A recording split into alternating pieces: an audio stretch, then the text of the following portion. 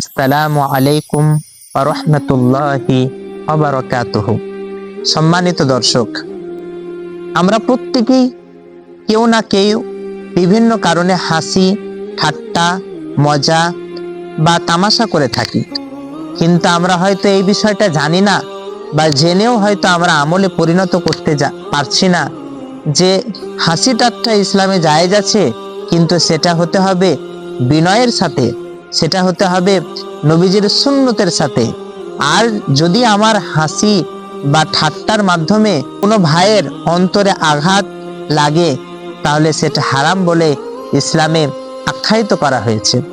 তার জন্য নবীজিও হাসতেন, মজা করতেন, কিন্তু নবীজির হাসি এবং মজাতে কত সুন্দর শিক্ষা পাওয়া যায় যে নবীজি সাল্লাল্লাহু আলাইহি ওয়াসাল্লাম এবং কিছু সাহাবায়ে কেরাম একসঙ্গে খেজুর খাচ্ছেন গোল হয়ে।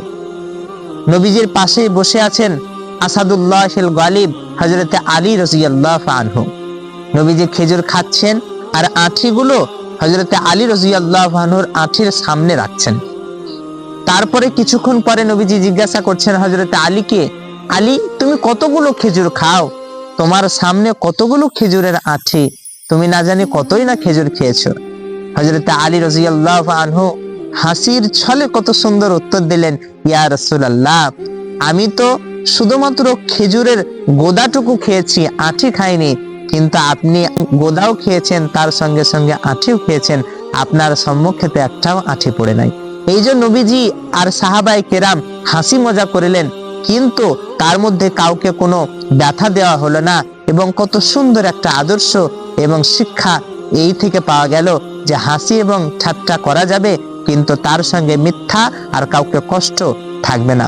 তাই আমরা প্রত্যেকেই জিনিসটার প্রতি লক্ষ্য রাখবো যে আমরা যখন মজা করব তখন জায়েজ এবং বৈধ এবং বিনয় এবং ভালোবাসা মহব্বতের সাথে একে অপরের সাথে হাসি ঠাট্টা করব, যাতে হাসি ঠাট্টার কারণে বিচ্ছেদ বা ঝগড়া সৃষ্টি না হয়।